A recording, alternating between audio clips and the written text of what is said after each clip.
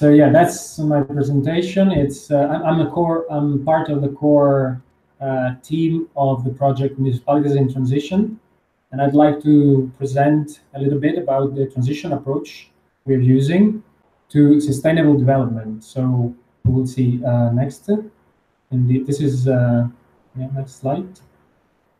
That's the outline of the talk. So basically, I'll explain a little bit about transition as a social movement, and I'll go a little bit into the link between transition movement and permaculture movement. So, and then I'll explain a little bit about the details of Municipalities in Transition project, which is a project being co-designed between the Transition Network and Transition Network National Hub. And I will discuss a little bit about the framework of this project and the stage, the actual stage, which is a pilot stage. We'll see later. And I wanted to give a little bit of details about one tool we're using, which is called community of practice, since it's an aspect of the project, which is related to learning and sharing experience, which I think links quite well with the topic of the conference. And then I'll see what next for the project. What's the future for the project? So next slide, I'll show a little bit. There's the transition movement started around 2007 in Totnes in the UK. Well, nowadays there are over 1,200 transition groups worldwide, and about 21 transition network hubs, national hubs, which are hubs of the transition network connected to the main point in transition in the UK. So the transition movement is based on several principles that I put in here. And for example, this is the list of the principles that are used in any transition initiative. So respect the resource limits and create resilience because of the urgent need to reduce carbon dioxide emissions and greatly reduce our resilience on fossil fuel. And then promote inclusivity and social justice. So to help the most disadvantaged and powerless people. Adopt subsidiarity, which is basically self-organization and decision-making at the appropriate level.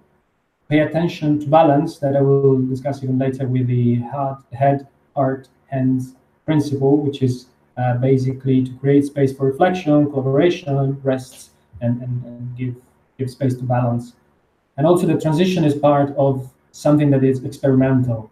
It's a network which is experimental and learning at the same time. So in real life, real time, and we like to learn from failure as well as success. Also, we collaborate, we freely share ideas and power, because transition is a grassroots movement where idea can be taken up rapidly, widely, and effectively. At the same time, we collaborate and look for synergies, okay? Which is one of another, because the transitional approach means working together as a community, okay? And then foster positive visioning and creativity, because the primary focus is not on being against things, but developing and promoting positive possibilities. And all the principle can be summarized in finding this balance between head, heart, and hands, the HHH. So the head react on the basis of evidence, so basically scientific principles, scientific outcomes, etc. With collective intelligence. The heart is because we work with compassion. We value the emotion and psychology of people. And the hands is because we try to turn the vision into something practical and doing something that is tangible. And I'd like to also say that people do transition for all sorts of reasons. For example, to get to know their neighbors, to feel like they're making a difference in the world, because they feel the big world challenges are more manageable at certain local level, or just to learn new skills and such. So let's see how transition links to permaculture. Okay, next slide. So basically, transition was inspired by the permaculture movement, and since then, permaculture and transition complementary somehow. They're both underpinned by same values, okay, same objectives, and with frequent instances of collaboration. And I like that sentence, that transition is about building our communities along the same principle that we would apply to our sustainable gardens, okay? Or on the other hand, is like creating a sustainable town with permaculture design principle, okay? So basically the transition model, to link it with the permaculture principle, transition model supports community groups to engage with the need to respect the resource limit, as I was saying, and this is the earth care principle, but also pay attention to balance and foster positive visioning and creativity. And this is for people care, but also promote inclusivity and social justice, which is fair share.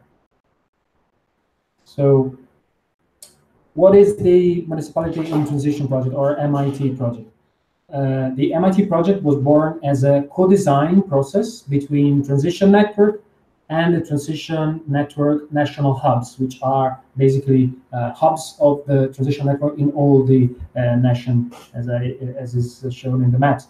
So by means of this co-design process, basically to create sustainable change at local level, we need to create a framework where citizens or civil society and municipality could actually collaborate and work together. And basically this was a need because it was born because we're all aware that only top-down approaches are not effective by itself in sustainable development. So the municipalities of transition, the main characteristics is that apart from mapping existing experiences of effective systemic change collaboration between local authorities and civil society, develops something which is evidence-based. Create also a vibrant international community of practice, and we will see later what it is exactly, to support municipalities, community, and decision makers to engage with transition-inspired approach. And also within this project, we created a framework to help this kind of collaboration between local authorities and citizens can work better. So next slide. That's more or less the timeline. So it started in January 2017, and first survey of initiative where collaboration was already going on between civil society and local authorities, and we obtained about 70 responses, as we showed in the maps where are located those initiatives. So after that, the phase of in-depth study of selected cases that would help to create what in December 2017 was the creation of a clear framework. And then in February 2018, this year, we selected six cases, and they were the pilot cases where the framework was and is tested. Okay. So in March 2018, we had the first transition training, and we created after the community of practice, which is this very important tool for learning, for sharing experiences, etc. So right now we are in the process of this testing of the framework, and this testing lasts about a year. So where in March 2019 there will be the end of the project. So briefly, I'll discuss in the next slide the basics of the framework. So what's the framework? The framework, I'm not going too much into detail because it's going to be a little bit too complicated. We can you can look at it in the website. I'll put the link at the final part of the presentation. So there is first a diagnosis of the present situation in the project, and with the use of appropriate tools. These are the kind of tools: grid database, community practice. Not going into details. There is a co-design process of the actions, co-design, co-implemented, and co-collaborate through collaboration between local authorities, which are basically represented by municipalities, and civil society or organization of citizens, etc. And cultural change is something that we're aiming to. basically, to change mindset to a more sustainable development. So in the next slide, these are basically the pilot project that in the actual stage are these six projects. Valsamoggia in Bologna, in Bologna province in Italy, Sant'Orso in Vicenza province in Italy, Kispest, which is a neighborhood of Budapest in Hungary.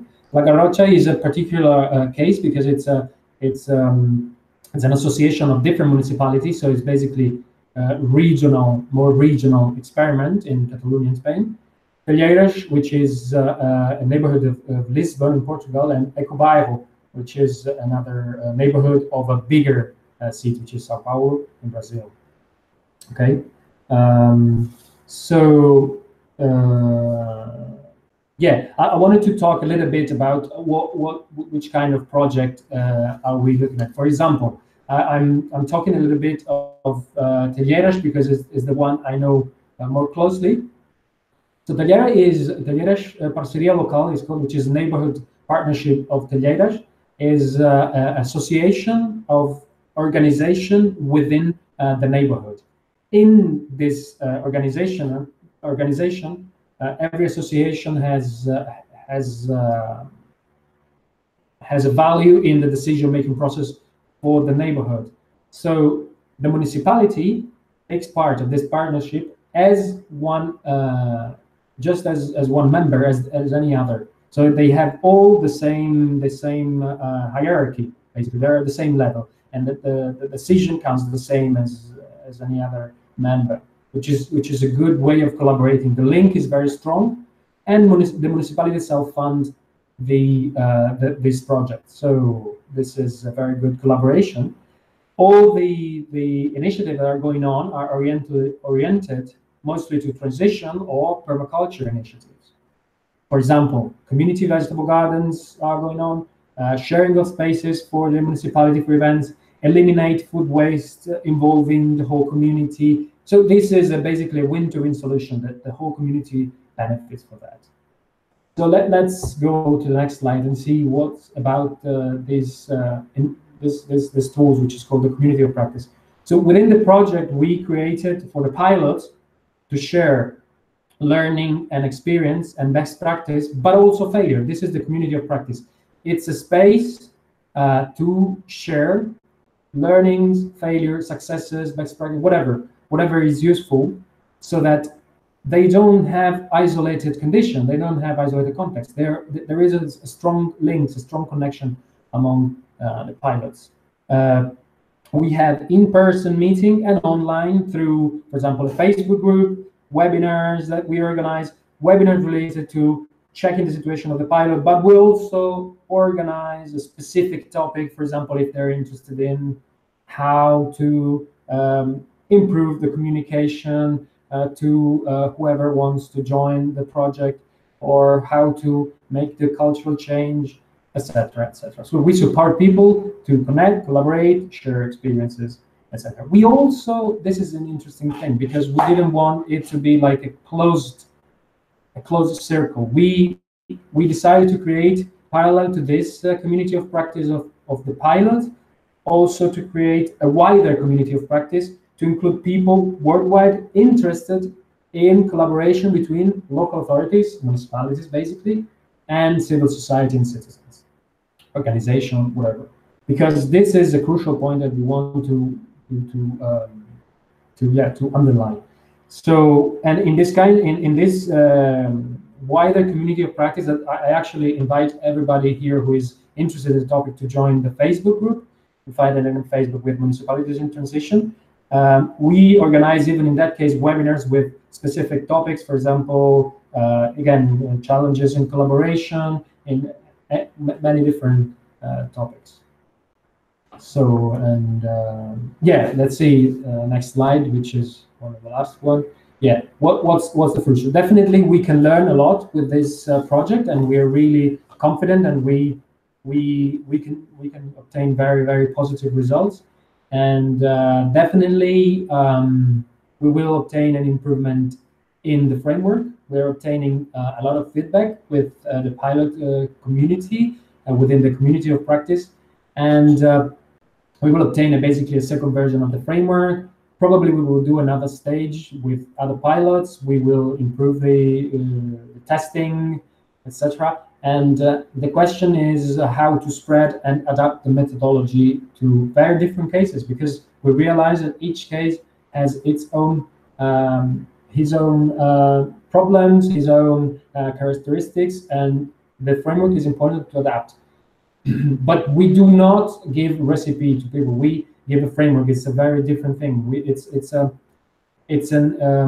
continuous learning process. So that's the main message. And the other message is we're still exploring possibility for funding. We just presented this project to the European at the European Day of Sustainable Communities, organized in Brussels by the Ecolis.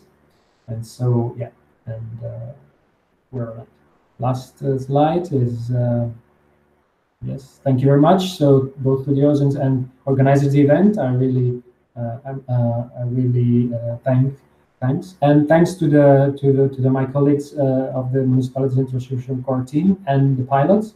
I think it might be useful for anybody who's interested to check those links, municipalitiesintransition.org and Transition Network, of course.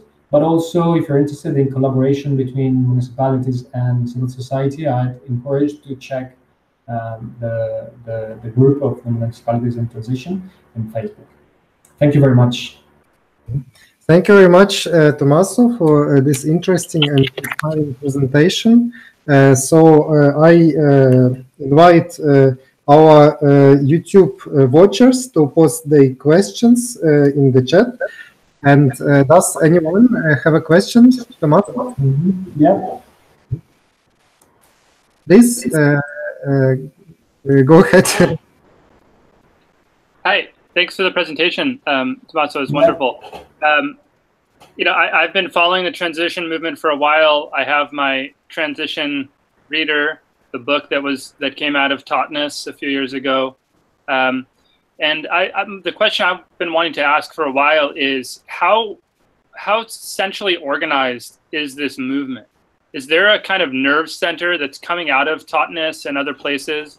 Or are municipalities essentially taking the script and modifying it to meet their own needs?